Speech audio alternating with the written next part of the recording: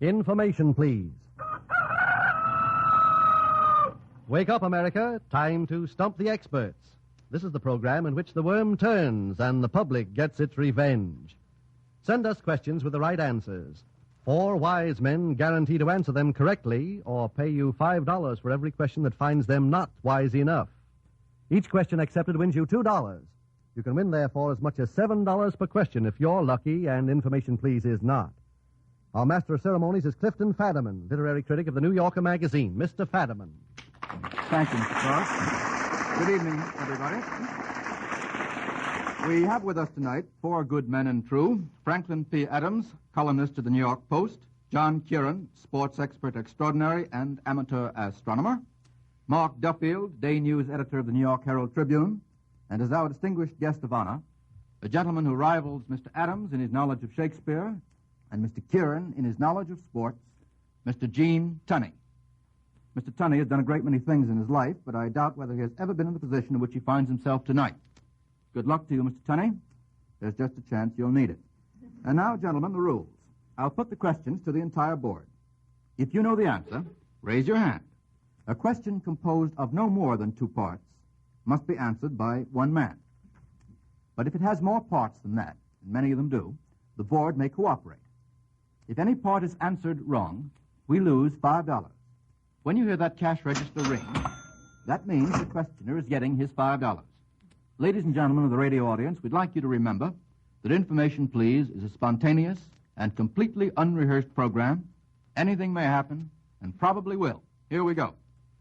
The first question comes from Dr. Henry Sloan of Newcastle, Pennsylvania. He wants you to give 5 common expressions which use the names of nations or peoples. For example, we say to take French leave, don't we? The French, by the way, say to take English leave. Another example of the perennial friendship existing among the 2 people. Now, I'll ask you to name, give us 5 more like that. Mr. Duffield. If we can't answer a question, we're in Dutch, huh? Yes, that's very true. Oh, that was an answer. Yes, I get it. Very clever. Pretty good. That's 1. You don't have to stick to the Dutch if you don't wish. Let's have another. Mr. Kieran? An Irish bull. An Irish bull, perfectly all right. You want to explain that? Why, yes, where you're asking for information and the man tells you that the first cow you meet on the hill is the bull. That would be an Irish bull. Yes, very. That's 2. Mr. Adams. Welsh rabbit. Welsh rabbit, very good. Perfectly all right. Why do they call it a Welsh rabbit? Do you know, Mr. Adams? No, I don't. I don't have to know. Oh, no, you don't have to know. That's 3. Mr. Duffield. Swedish rub. Or massage. Well, I wouldn't call that exactly a metaphorical expression. That is an actual kind of massage invented in Sweden, I suppose. Probably because it warms you up in a cold country. Well, that's very probably true. Very probably true. You're thinking fast tonight, Mr. Duffield. Mr. Kieran. A Chinaman's chance. A Chinaman's chance is very good. That's 4. Let's have another one. How about when Greek meets Greek? They start a restaurant, for example. There's 1. Let's have another. Scotch marriage. A Scotch... What is a Scotch marriage? I don't know. A Scotch woodcock. Scotch woodcock. Welsh rabbit and Scotch woodcock. Yes, well, that gives us 5. I can think of many others, such as It's the Gypsy in Me. There's 1. Pixie. Gypsy, Mr. Kieran. Or probably the most popular phrase of all involving the name of a nation, which is simply, make mine Scotch. All right, that's 1. 2. This one from Mr. Leonard Halsey of Boston, Massachusetts. What recent news event is suggested by the following figures? 1, 30 every Thursday. You have to get 4 out of 5 on this. 30 every Thursday, Mr. Tunney. The man in California who won over Senator McAdoo. Yes. How does the phrase 30 every Thursday come into the picture? He promises them $30 every Thursday if he's elected. That is, all people over 55. Yes, that's the Maid's Day Out, isn't it, Thursday? I think Thursday, yeah. Wednesday or Thursday is the Maid's Day Out. Wednesday, Thursday. Well, someone come along and offer them something Wednesday and Thursday. Well, that if he would does, be he's got to pay $60. Got to pay $60. Well, you got to be elected mayor of week. 2 states on that basis. That's correct. Now let's have the second one, which is 10 million pounds. 10 million pounds. Mr. Duffield. That's the amount that England is thinking of lending to Czechoslovakia. To do what? Oh, to sort of soothe their feelings for having given away the Sudetenland. Yes, just a little tip. That's 10 million pounds. That's correct. 32 hours. 32 hours. Mr. Tunney, That's the new demand of the auto workers in the strike in Detroit. They want a 32-hour week. Yes, so with Homer Martin made that offer to Henry Ford. That's quite correct. 4-0. 4-0. 4-0. Mr. Kieran. Score of the last World Series. Thought you weren't going to get that, Mr. Kieran. And 5, 366 to 144. 366 to 144. I think we may get them on that. They're all right, though. They've got 4 out of 5. Anybody want to take a chance on that? I won't lower the figures either. Don't bargain with me. 366 to 144. Mr. Duffield. Well, now, supposing I make a guess that it No was, doubt you will. hoping I guess right, that it was the British parliamentary vote in favor of Chamberlain's Munich peace. Absolutely correct.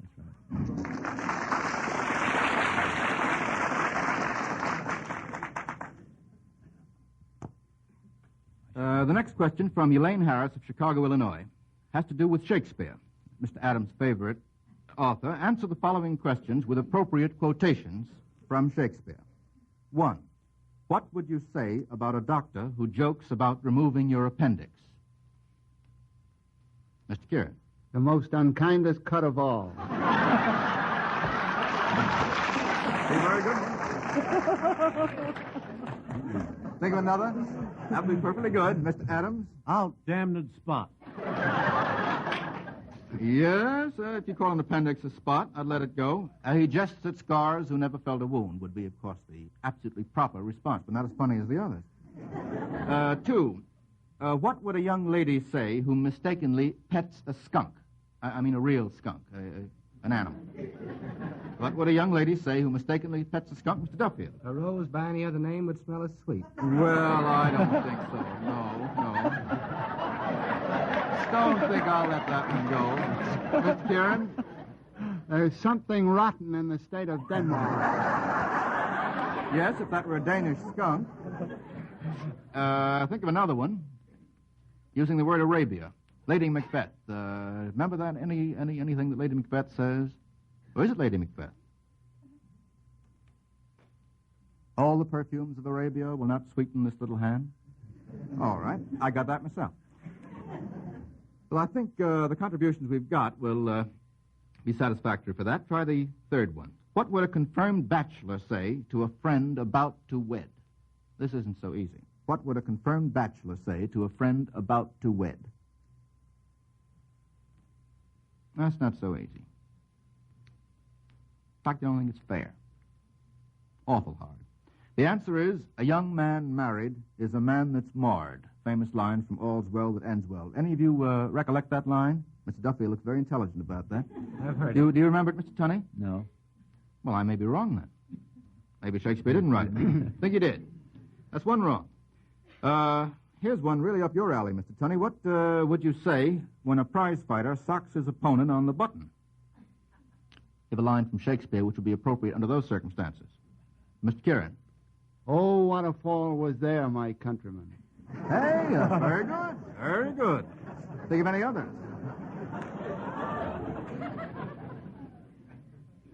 Think of any others.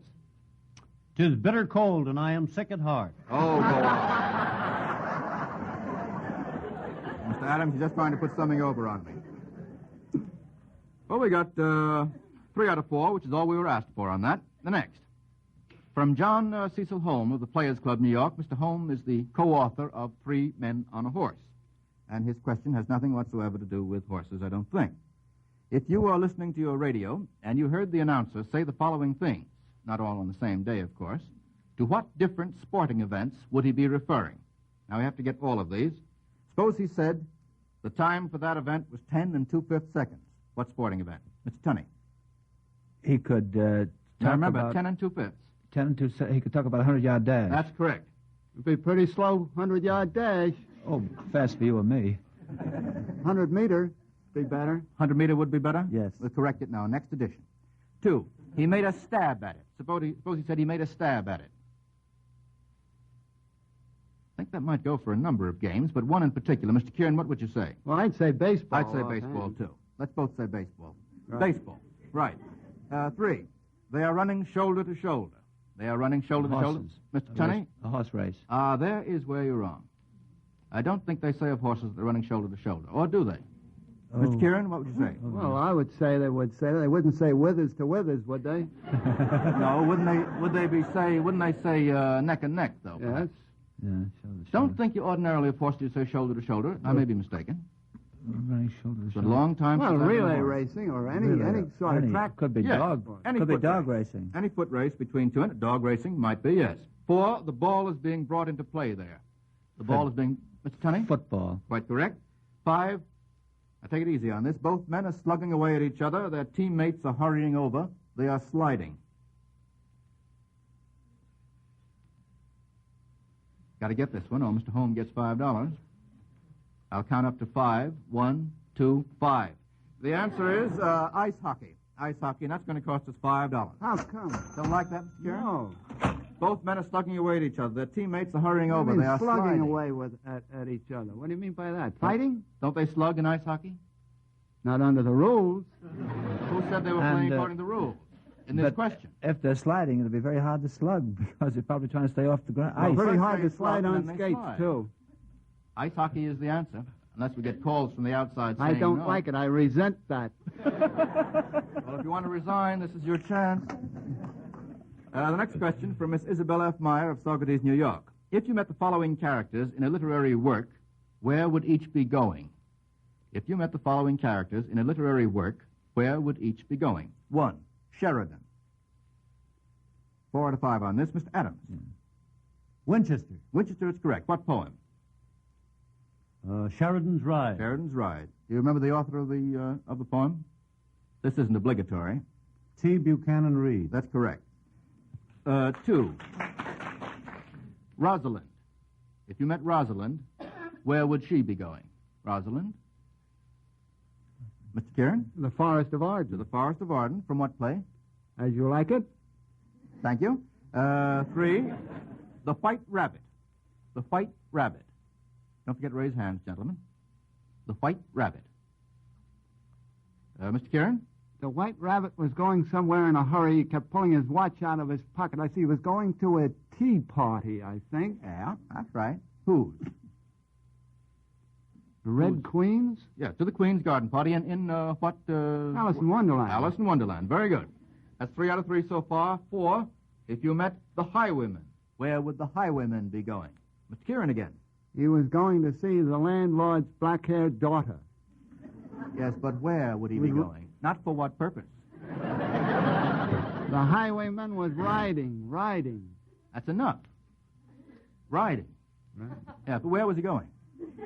Where did the black-haired daughter hang out, so to speak? In her father's inn. In her father's inn. Well, that's all I was trying to get from you. It's simple as can be. All right, suppose you met the man with 7 wives. Mr. Adams. St. Ives. Wait a minute. Where would each be going? He would be going. The man with 7 wives would be going where? To St. Ives? No, as I was going to St. Ives. Yes, that's right. Where would the man with 7 wives be going then? Well, he'd be going away from St. Ives. That's perfectly clear. Away from St. Ives. We got 4 out of 5 on that. All right. The next question from Mr. James Howell of Butte, Montana. Oh, this is a dandy. I have to listen to this again. All right. I'm asking you gentlemen to sing a line. Oh, Mr. Kieran loves this one. Sing a line from a song mentioning the following people. Johnny, Noah, Lena, Augustine, and McDonald. Not the same song, of course. 5 different songs. You have to get every one of these. First one, Johnny. Mr. Kieran. Johnny, get your gun, get your gun, get your gun. That's enough. Very good. That's too much. 2, Noah. Noah, N-O-A-H, Noah. Mr. Adams, sing Old it. man, I don't know the tune of it. Old man Noah, he knew a thing or two. That's right. Old man Noah knew a thing or two. We made him all play ball. Old man Noah knew a thing or two. That'll do. All right. That's right. 3, Lena. Lena, L-E-N-A. Lena, a line from a song involving Lena. Think back on this one. Goes back several years, I think. How about it, Mr. Kieran? Duffield? Tunney, Mr. Adams. I don't know the tune to that, but it's Lena, play once again on your concertina. Yes, that's right. Is that the one about Lena from Palestina? I don't know. I don't know either, but I think that is a line from a poem, from a song that'll do.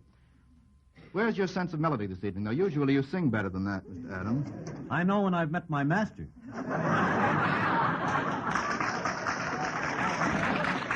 Thanks so much. All right, try Augustine. Augustine, Mr. Tunney. Oh, believe it, Augustine. It's a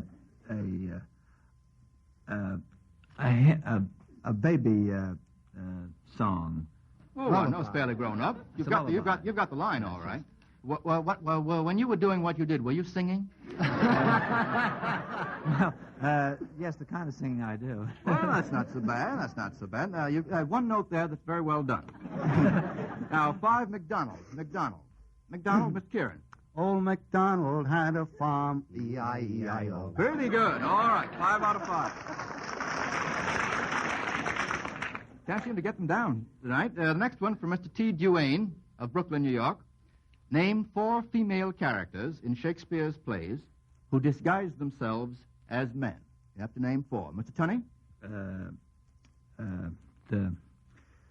Oh, goodness. All right, take it easy. Portia. Yes, Portia. In the play? The Merchant of Venice. Quite correct. That's 1. Did you have another one, Mr. Tunney, or do you want to cede your place to Mr. Yes. All right, Mr. Tunney?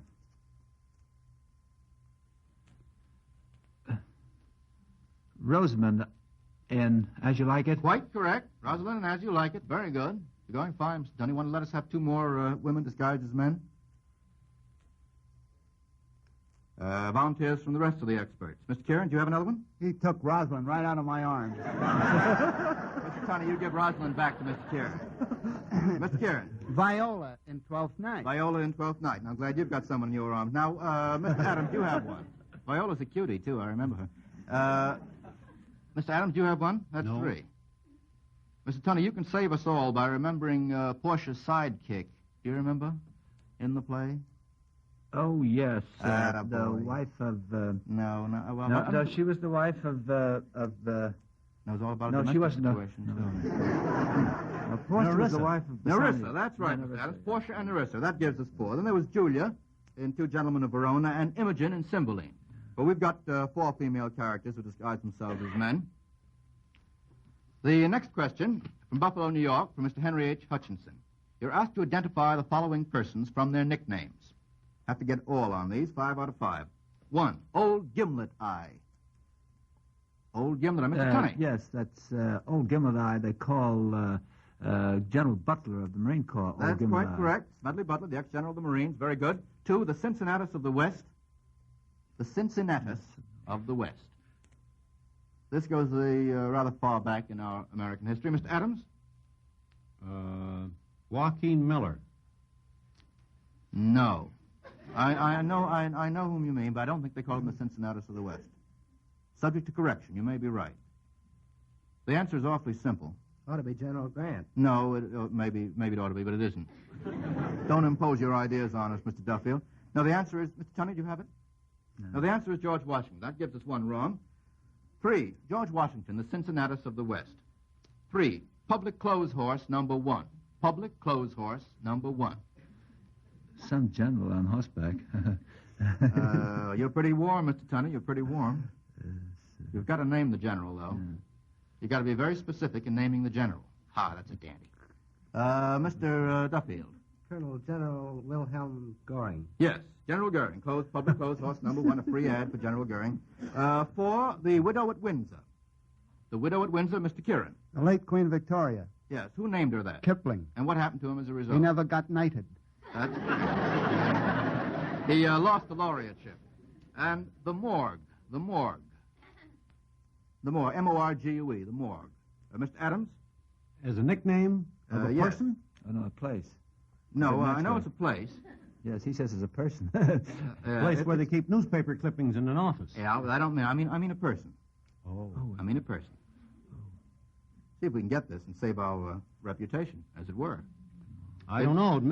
The Secretary of the Treasury. Yes, Henry Morgenthau, Jr. Call the morgue. That's correct. Good. Well, that's going to cost us $5. And so far, we have lost $10. Yes, $10 is correct. Now, the next question. Oh, this is a dandy. We've made this question up out of two questions submitted by Mrs. G.H. Wintermute of Washington, D.C., and G. Kennison of Newtonville, Massachusetts.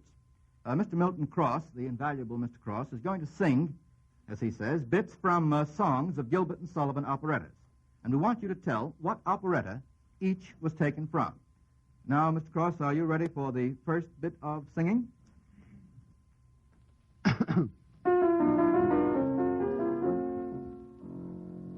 When the enterprising burglar's not a burgling, not a burgling. When the cutthroat isn't occupied in crime, pied in crime. He loves to hear the little brook a-gurgling, and listen to the merry village chime. Mr. Adams, I guess you know that one. What's it from? Pirates of Penzance. That's right. Who sings the song? The Sergeant of Police. That's right, the Sergeant of Police. Very good. Mr. Cross, do you think your voice will hold out for a couple more? If it doesn't, I'll call on you after. No, the exhibition sir. you gave I'd rather go tonight. on to the next question in that case. All right, let's have the second. Fading is the taper waist, shapeless grows the shapely limb, and although severely laced, spreading is the figure trim. Very good. Mr. Adams, you had your hand up on that one, too. Patience. Patience. Who sings that? Don't Lady have with to a know. bass fiddle. Lady Jane. Lady Jane, Lady Jane. That's what I have down here. All right, let's have the third one, Mr. Cross. Gee, Mr. Adams knows this stuff. I often think in comical, fa-la-la-la, fa-la-la-la, how nature always does contrive, fa-la-la-la-la, that every boy and every girl that's born into the world alive is either a little liberal or else a little conservative. Thank you. Mr. Adams, you knew the answer on that one? Sergeant Willis in Iolanthe. Yes, he was a private, though. Don't promote him. Iolanthe is correct. 3 out of 4 for Mr. Adams. Must have spent his entire youth listening to Gilbert and Sullivan. Did you, Mr. Adams? Last night. Let's have the fourth and last. In enterprise of martial kind, when there was any fighting, he led his regiment from behind. He found it less exciting. But when away his regiment ran, his place was at the 4-0. That celebrated, cultivated, underrated nobleman, the Duke of Plaza Toro. Very good. Mr. Adams? The Gondoliers. Oh, I guess we can't catch you. 4 out of 4. And Mr. Adams establishes himself as Gilbert and Sullivan expert number 1. The next question from Miss Lenore K. Snodgrass. Thank you very much, Mr. Cross. From Duluth, Minnesota. Give 5 books whose titles include the name of a piece of furniture or house furnishings. For example, Wife versus Secretary.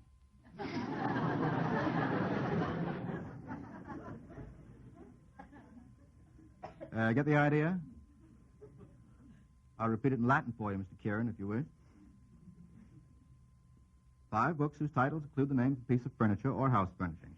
You know, think of tables, chairs, andirons, curtains.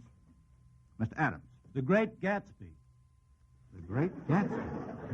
Oh, great. I get it. Great. Yeah. You ought to be fired for that one, Mr. Adams. All right, that'll do. We have to accept those things from Mr. Adams.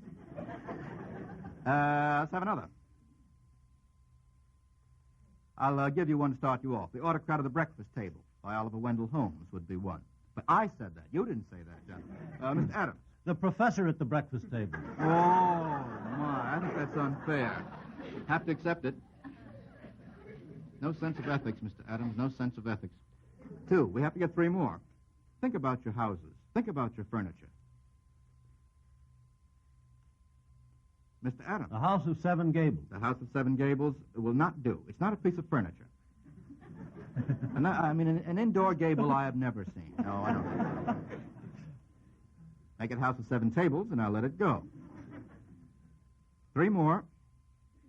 See, we're going to stump them on this one.